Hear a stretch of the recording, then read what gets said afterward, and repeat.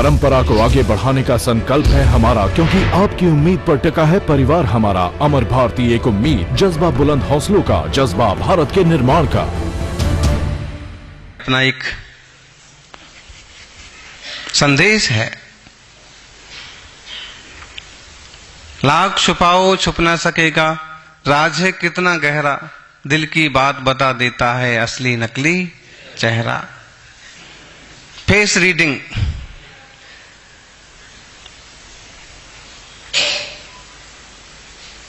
जब अपना मन पवित्र होता है, हर एक चेहरे पर अपना ही चित्र होता है। जब अपना मन पवित्र होता है, हर एक चेहरे पर अपना ही चित्र होता है। दुनिया में फिर चाहे कहीं भी चले जाओ, हर एक व्यक्ति अपना मित्र होता है। और जो पवित्र चित्र वाले होते हैं, वे दूसरों के चित्त को भी पढ़ लेते हैं। गुरुवर विमल सागर जी के बारे में बताते हैं कि व्यक्ति को बोलना नहीं पड़ता था, और उनका एक प्यारा सा लफ्ज था, संबोधन का शब्द था बेटा।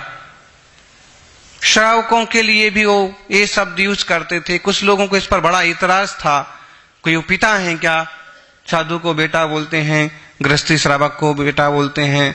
लेकिन ज्ञानी साधु की दृष्टि में तो सारी दुनिया उनका बेटा है, उनके बच्चे हैं, भगवान के बच्चे। वैदिक लोग कहते हैं हम सब भगवान के बच्चे हैं। साधु की, ज्ञानी की दृष्टि में तो सब पुत्रवत हैं, सबों का भला हो, सबका अच्छा हो। और वो पुकारते थे, कहते थे बेटा तुम मेरी समस्या लेके आए हो, तुम्हारे मंदिर की मूर्ति चोरी हो गई है, 11 दिन हो गए, अब तुम अब आए हो, तभी आ जाते तो अभी तक भगवान मिल जाते। कोई बात नहीं, अब यहीं से फोन पर घर बोल दो और कह दो कि चोरों को समझ में आ गया कि मूर्ति सोने की नहीं है, इसलिए अमुक सड़क के पास में अमुक खेत में भगवान को डाल करके चले गए हैं। बताइए, घटनाएं हैं ऐसी, वे लोग ऐसे वो बताते हैं। जिन लोगों को विमल सागर जैसे संतों से बहुत प्रीति नहीं थी, मतलब महाराज जी तो लोगों को बताते रहते हैं, मंत्र बांटते रहते हैं, और ये तो एक शिथिलाचार है, इसलिए हमारा उनके प्रति प्रेम नहीं है। एक घटना बुंदेलखंड के एक शहर की है, और जब वहीं बैठे बैठे उन्हें सब चीज बता दी तो श्रद्धा हमेशा हमेशा के लिए स्थिर हो जाती है। धन्य है। कैसे पढ़ लिया उनने, कैसे जान लिया। महावीर कीर्ति जी गुरुदेव का अद्भुत ज्ञान था। शांतिलाल जी बता रहे थे, बोले 10 साल का था जब उनके दर्शन का, सेवा का सौभाग्य मिला। हम तो कहेंगे सच में आप लोग सौभाग्यशाली हैं। अद्भुत तपस्वी साधक थे।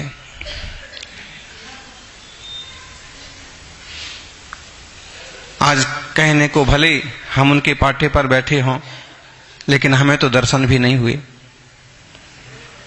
और किसी मायने में फिर देखें तो पुण्य आपका ज्यादा है जिन लोगों ने दर्शन किए, सेवा की। कम से कम इस मामले में तो कि उन जैसा तपस्वी का चरण स्पर्श किया। चेहरे पढ़ना वे भी जानते थे, और तपस्वी सम्राट गुरु सन्मति सागर जी की भी ऐसी ही कुछ बातें हैं। हमारे गुरुजन, हमारे मुनि निरंतर साधना के बल पर अपने आप को निखारते रहते। चारित्र चक्रवर्ती ऐसे ही नहीं बन जाते, अपने आप को पवित्र किया जाता है, अपने आप को निखारा जाता है, चारित्र के सोपान खड़े किए जाते हैं। यूं नहीं किसी व्यक्ति को सदियों बाद याद किया जाता है, उसकी अपनी कुछ योग्यताएं, अपनी विशेषताएं, अपनी शालीनताएं, अपनी शिक्षाएं होती। सज्जनों, जानते थे कैसे किसी को पहचाने, कैसे किसी को पढ़ लें। तीर्थंकर महावीर स्वामी के संबंध में तो सब जानते हैं, अवधि ज्ञानी थे जन्म से ही, केवल ज्ञान हुआ तप करने के बाद। समोषण में जब विराजते थे तो उनके भावमंडल में 7 भाव हैं, लोगों के 7 भाव झलक जाते थे, 3 भूत के, 3 भविष्य के, 1 वर्तमान का। ऐसा उनका अभाव मंडल, ऐसा ओरा उनका था कि उनके पास जाते ही, अब हमें नहीं लगता कि ऐसा कोई दर्पण होगा कि वो दर्पण में देख करके 7 भाव दिखते होंगे। अभी तो कुछ संभव यही है कि उनके निकट जाते ही लोगों की बुद्धि, ज्ञान इतना निर्मल होता होगा कि आगे पीछे की बातें भी अपनी मालूम पड़ती होंगी।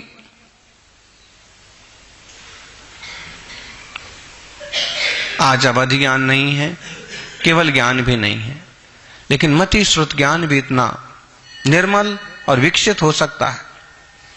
किसी के चेहरे को पढ़ा जा सकता है, किसी के मन को पढ़ा जा सकता है, किसी को दुख को समझा जाता।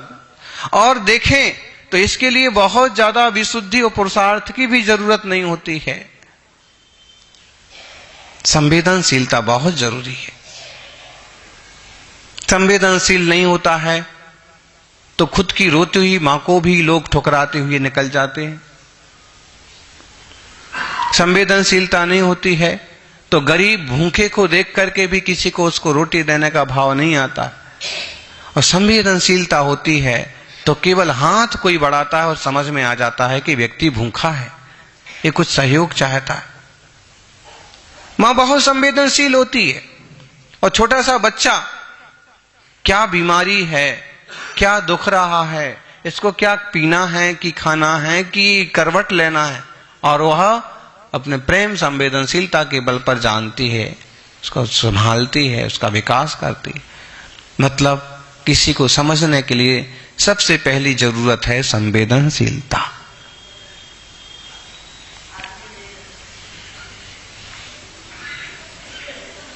बहुत ज्ञान बाद में होगा चलेगा, संवेदनशीलता। मोबाइल युग है, मॉडर्नाइज आधुनिक जमाना, और संवेदनशीलताएं बहुत कम हो रही हैं। ऐसे में भी दूसरे के हृदय को समझना, दूसरे के मन की बात समझना और सहयोग करना, सहायता करना काफी कठिन है।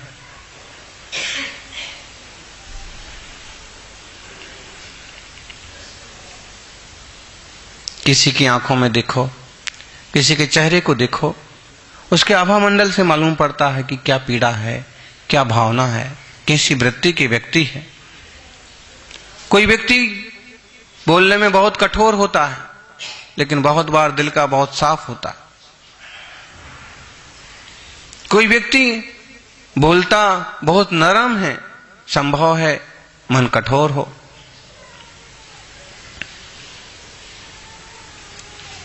उसके ओरा को, उसके आभा मंडल को हम समझ सकते हैं, पढ़ सकते हैं।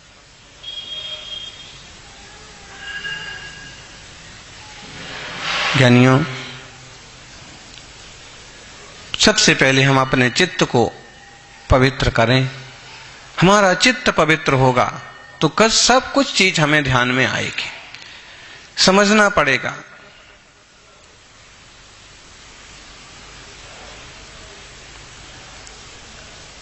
कुछ चीजें ऐसी होती हैं कि भी दिखती कुछ और हैं, होती कुछ और हैं। किसी व्यक्ति को गहराई से समझने के लिए बड़ी संवेदनशीलता की जरूरत है। क्योंकि गीत तो सीधा सीधा कहता है,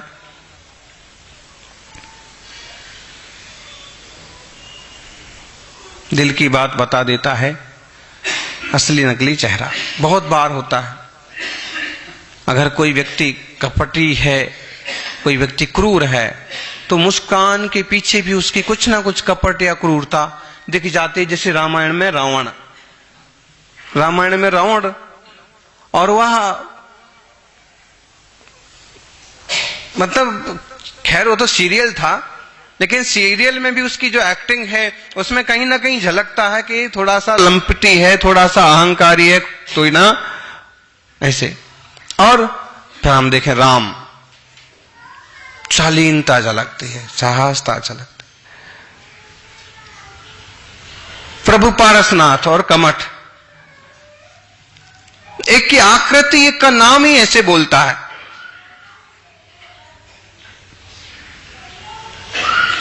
असली नकली बातें मालूम पड़ जाती हैं, लेकिन बहुत बार हमें ध्यान देना पड़ेगा, हमें भी इतना संवेदनशील बनना पड़ेगा कि हम किसी को समझ पाएं और उसके लिए हम अपने जैसा जो कुछ कर सकते हैं करें।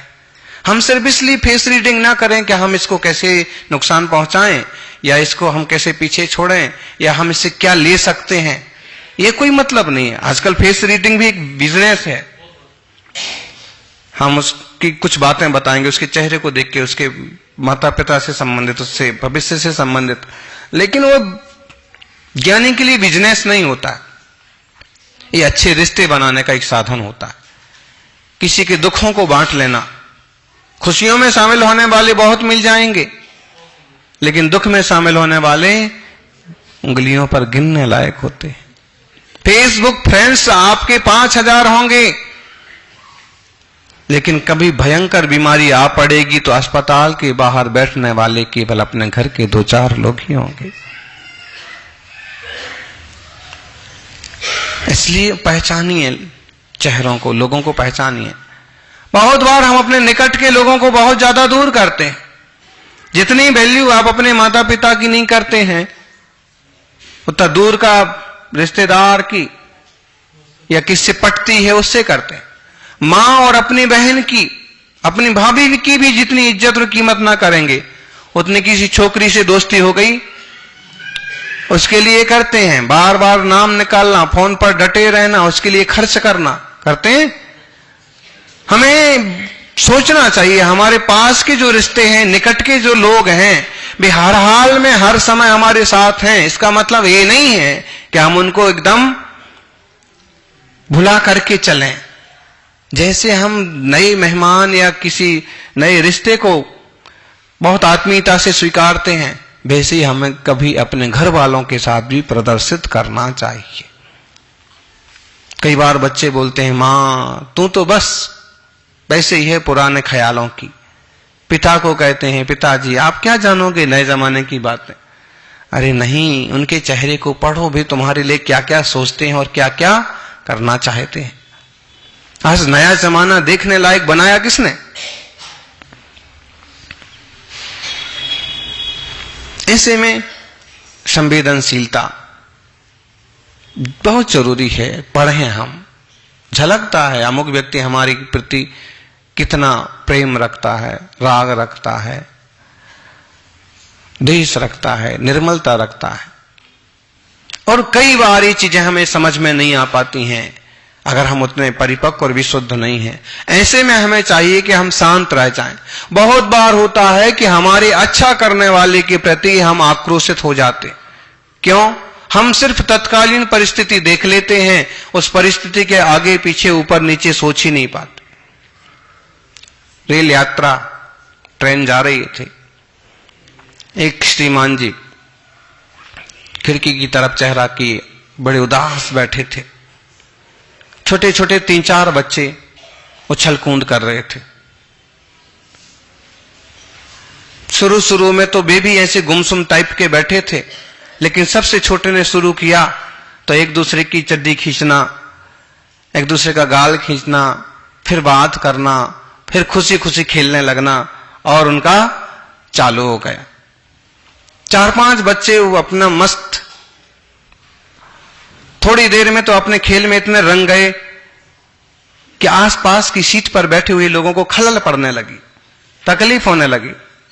क्या है, भी कोई एक खेल का मैदान है, रेल की यात्रा है कि? झुंझलाहट हुई कि एक आध को पकड़ के एक आध लगा दें। विचार आया कि अभी इनके परिवार के लोग उलझ पड़ेंगे, मत लगाओ। देखा एक व्यक्ति जिसको बार बार छू करके वो बच्चे आते हैं, वह खिड़की की उस तरफ मुंह किए बाहर की तरफ वो गुमसुम बैठा है। श्रीमान जी को समझ में आ गया कि इसी के बच्चे होंगे,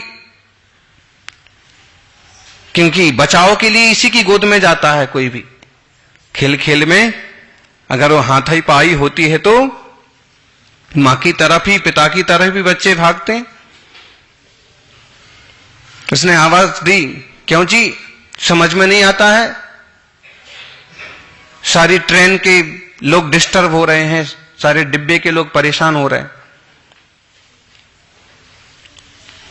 बच्चों को शांत नहीं कर सकते हो? उसने उसी तरफ मुंह किए रहा। फिर आवाज दी, जरा शांत करो। धीरे से उसने अपना चेहरा इस तरफ किया, बड़ी शालीनता से कहा, आप कहते हो शांत कर देते हैं, लेकिन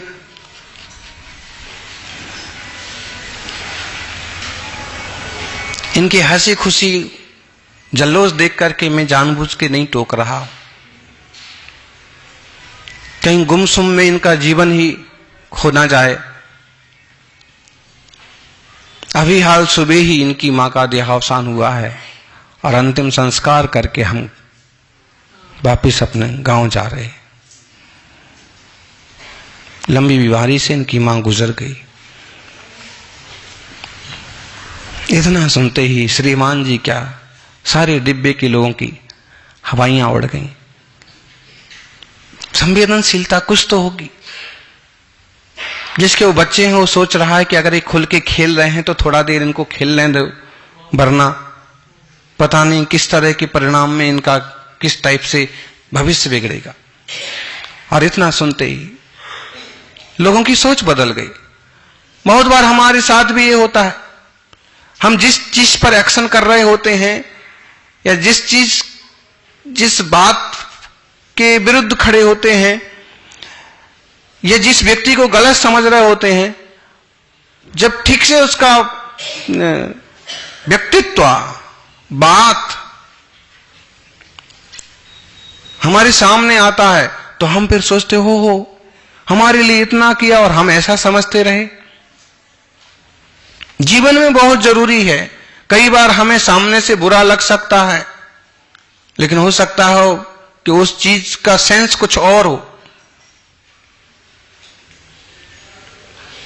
तो जरूरी नहीं है कि हम सभी चेहरे पढ़ ही लें।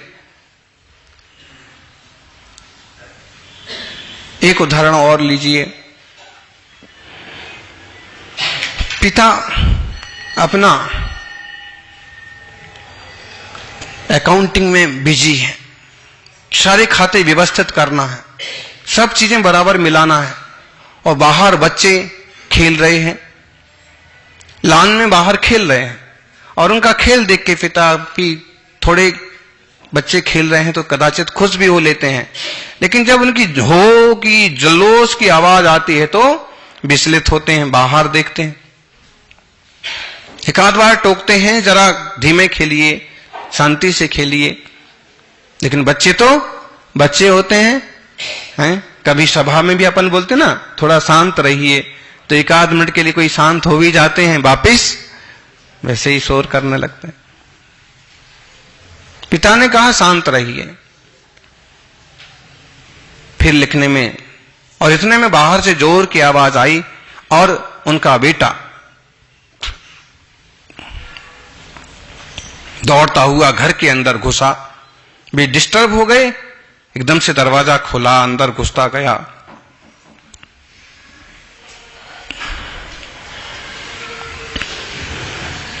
पिता चिल्लाए, इतना जोर से दरवाजा खोलने की क्या जरूरत है, इतना जल्दी जल्दी कपड़ों को पलटने की क्या जरूरत है, तुमको समझ में नहीं आता है, इतनी जोर से सामान पटकते हो। काफी जोर से डांट दिया। बच्चा मायूस हो गया, लेकिन जल्दी जल्दी उसने एक टॉवल निकाला और बाहर की तरफ दौड़ा। उन्हें फिर रोष आया, फिर इतना जोर से भागने की क्या जरूरत पड़ी है। अभी जाके 2 तमाचे लगाता हूं। और जैसे ही बाहर की तरफ निकले तो देखा कि उसका एक दोस्त खेलते खेलते गिर पड़ा है और उसके सिर में चोट लगी है, खून बह रहा है। उसने जाकर के जल्दी से टॉवल और रुमाल उसके सिर को बांध दिया। पिता का सारा गुस्सा शांत हो गया। क्योंकि अब बहुत बार होता है कि हम जो कुछ समझ रहे होते हैं वो नहीं होता। लगता है ना कि इसने हमारे लिए ऐसा किया, इसने ऐसा किया। जरूर नहीं कि वो ऐसा ही किया हो और जरूर नहीं कि वो आपके लिए किया हो। और अगर किया भी हो तो हो सकता है कि उसके करने का मतलब पॉजिटिव हो सकता है कि मैं अच्छा कर रहा हूं। कई बार होता है, जैसे मान लीजिए घर के बाहर पानी छींट दिया और आप चिल्लाए श्रीमती जी को, रोज रोज पानी छींटना, तुमको मालूम है। अब उसका मतलब ये था कि इनको एलर्जी है धूल से, धूल ना उठे इसलिए पानी छींट दो। और हमने उसका अर्थ समझा कि मेरे को सर्दी हो रही है, खांसी हो रही है, पानी छींटती है, ठंड पड़ती है, मैं उधर से निकलूंगा, मेरे को भी तो ठंड लगेगी, ठंडक लगेगी। कोई भी चीज, कोई भी बात, कोई भी एक्शन कई बार अच्छे के लिए भी होती है, लेकिन हम ठीक से नहीं समझ पाते हैं तो रिएक्शन रूप से हम उसको ले लेते। समाज में बहुत लोगों के रिश्ते इसी कारण से बिगड़ जाते हैं कि अगर कहीं कोई ऊंचा नीचा एक्शन हो गया, मान लीजिए अभी कुछ युवक श्रावक आगे आगे नमस्कार कर रहे थे, ठीक है, आगे आगे नमस्कार, उसमें पार्षद भी आके नमस्कार कर रहा था। अनाउंसर ने टोका, कोई भी आगे आकर के नमस्कार नहीं करेगा, पीछे से अपनी जगह से नमस्कार कीजिए। प्रवचन में डिस्टर्ब होता है, लेकिन पार्षद समझ लीजिए समझदार है, उसने जाते जाते पीछे देख करके हाथ जोड़ के कहा, तो संचालक को भी समझ में आ गया, अच्छा भाई साहब आप हैं। अगर इसी बात को लोग कोई को खींच भी दे, मेरे को देख करके जानबूझ के बोला कि आगे नहीं आना, बोलिए क्या करेंगे आप, कैसे उसके मन को चेंज करेंगे। मतलब कई बार क्या कहना चाहते हैं, क्या एक्शन कर रहे हैं, उसका आशय, उसका मीनिंग क्या है। बहुत बार ऐसे हो जाता है। तपस्वी सम्राट गुरुदेव के साथ, हमारे साथ ऐसा हुआ था। उदयपुर से कानपुर के लिए विहार किया था, तो कानपुर में भी कुछ दिन प्रवास था। फिर उसके बाद लगड़वास गए। हमारा सिर, आधा सिर दर्द बहुत जोर से होने लगा, कम से कम महीने भर तक आधा सिर दर्द रहा। आधा सिर दर्द मतलब क्या बोलते हैं, आधा शिशिर। काफी गुरुदेव आशीर्वाद भी देते थे, लेकिन असाता का उदय कहो तो लकड़वास में क्या हुआ कि उदयपुर से कोई वैद्य जी कागज की पुड़िया में दवा लेके पहुंचे। अब दवा किनको देना है, हमको देना है। हम तो कोई छूने वाले थे नहीं, दवा औषधि वगैरह। चौके में पहुंच जाती, कदाचित कोई आग्रह करता और अच्छी होती तो ले लेते, वरना नहीं। तो आचार्य महाराज हाथ पांव धो रहे थे, उनको भी उस दिनचर्या पर जाना था और हम उनके थोड़े पास खड़े थे। और इतने में क्या हुआ कि कागज, अखबार वाला पेपर प्रायः मुनि संघों में नहीं चलता है, पुड़िया इसमें नहीं बंधी होना चाहिए। वो कागज की पुड़िया लेके वो भी पास में आके खड़ा हो गया। फिर आचार्य महाराज ने देखा, उनको हल्का सा रोष आया, दवा खाना है, दवा खाना है। साधुओं को केवल दवा खाना है ऐसा, और तुम्हारा 16 बिगड़ गया, जाओ। फिर किसकी दवा है, उसने कहा सुनील सागर जी की। आचार्य महाराज खूब प्रतापी थे और यूं किसी से डरते नहीं थे, लेकिन जैसे ही सुनील सागर जी नाम बोला तो एकदम चुप हो गए, ठंडे हो गए। क्यों? अब मालूम पड़ा कि सुनील सागर कभी दवा लेता नहीं है, लेके पुड़िया जा भी रहा था, तो इतना डांटने की क्या जरूरत थी, ये उनके मन में आया होगा। मतलब क्या है कि कभी कभी आक्रोश में या हम आगा पीछा नहीं सोच पाते हैं, तो बड़े प्रतापी पुरुषों से भी ऐसी शिथिलता हो जाती है। फिर अपन लोग तो बहुत समझ लीजिए सामान्य स्तर पर है। ऐसे में समाज संबंध में, घर के संबंध में, रिश्तों के संबंध में चूक होना, कुछ ऊंचा नीचा होना आसान है। हमें चाहिए कि अपने पैराडाइम्स चेंज करें, अपनी सोचने की पद्धति चेंज करें और प्रयास करें कि एक दूसरे को संभाल करके विकास करें। किसी के चेहरे से हमें बुराई भी झलक रही है, हम उसको इस ढंग से अपनत्व दें, इस ढंग से परिवर्तित करने का पुरुषार्थ करें कि उसका मन बदले, उसका जीवन बदले और उसका मार्ग भी मोक्ष मार्ग बने। हमारे गुरुओं ने, मुनिराजों ने यही तो किया, पशुओं तक का मार्ग बदल दिया। शांति सागर जी महाराज का पवित्र जीवन पाए सागर जैसे व्यसनी व्यक्ति को भी प्रभावित कर गया और उनकी तरह वे भी उसी समय उत्तेजित हो जाते। व्यसनी आ गया है, चोर आ गया है, नाटकबाज आ गया है, वो भी उसी में शामिल हो जाते, उस व्यक्ति का विकास नहीं होता। ये आचार्य महाराज की महानता, मुनियों की ऐसी महानता होती है। और इसी महानता में से अपने को भी थोड़ा थोड़ा कुछ मिल जाए, इसीलिए अपन उनकी सेवा साधना करते हैं, चर्या कराते हैं। घर में पधारेंगे, घर का वातावरण पवित्र हो जाएगा। पुराने शास्त्र तो कहते हैं, विज्ञान भी कहता है कि कहीं ऊर्जावान ऊरावान व्यक्ति कहीं किसी प्रांगण में आ जाता है तो उस आसपास का क्षेत्र भी पवित्र हो जाता है। किसी घर में मुनिराज पधारेंगे, कल हमारा आहार हुआ, बाद में एक गीत गाने लगे, क्या 1 से 1 साल का त्याग निभाना पड़ेगा। सारे बच्चे सुधर गए, गाना बना दिया तुरंत का तुरंत। आंसू कवि होते हैं, आंसू गायक भी हैं। सभी बच्चे, युवक, हम आशा नहीं कर सकते हैं कि युवा इतनी आसानी से। और रात्रि भोजन त्याग भी आज के समय में बहुत बड़ा व्रत है, और खासकर युवाओं के लिए। जिस जमाने में रोज रात को 11-12 बजे चौराहे पर खाके खड़ा होके खाना पसंद करते हैं, कोई जैनी का बच्चा इतना भी करता है तो धन है। ये जिन धर्म और वो जैनी श्रावक। एक छोटा सा बच्चा कल गीत भी गाया था, युग है, उसको इनने थोड़ा सा, कल इनका मौन था घंटे भर का, तो इनने इशारा किया। जब वो नियम लेने लगा तो इनने तो कुछ और इशारा किया होगा, लेकिन उसने समझा कि ये कह रहा है कि रात्रि भोजन 1 साल का त्याग मत करो। तो उसने जवाब दिया कि आपका नियम तो मैं मना नहीं कर रहा हूं, मैं 1 साल का नियम लूंगा। छोटा बच्चा। फिर 2 युवकों ने भी संकल्प लिया रात्रि भोजन त्याग। वीतरागजन शासन को पाना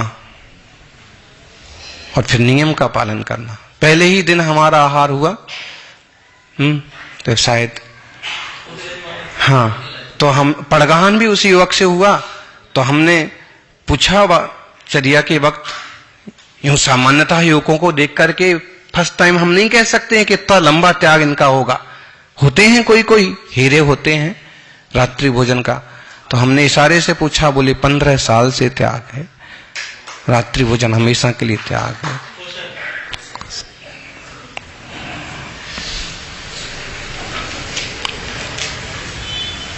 तो ये आभा मंडल मुनिराज पधारे, वर्धमान पधारे, विशुद्धमती पधारे।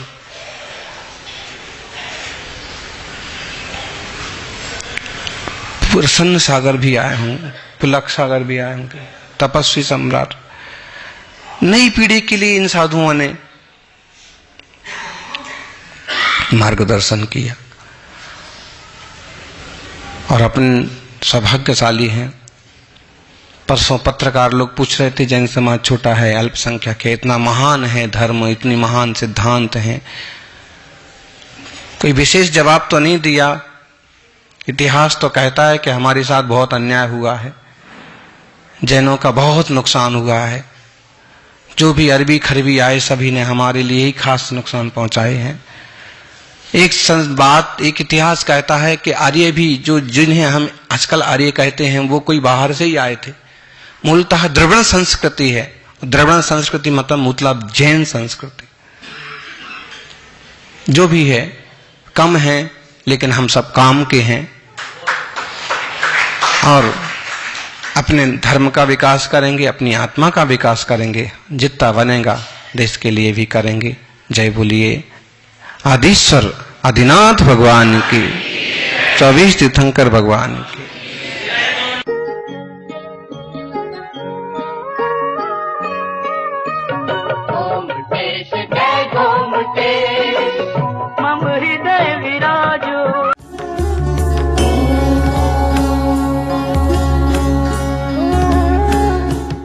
परंपरा को आगे बढ़ाने का संकल्प है हमारा, क्योंकि आपकी उम्मीद पर टिका है परिवार हमारा। अमर भारती एक उम्मीद, जज्बा बुलंद हौसलों का, जज्बा भारत के निर्माण का।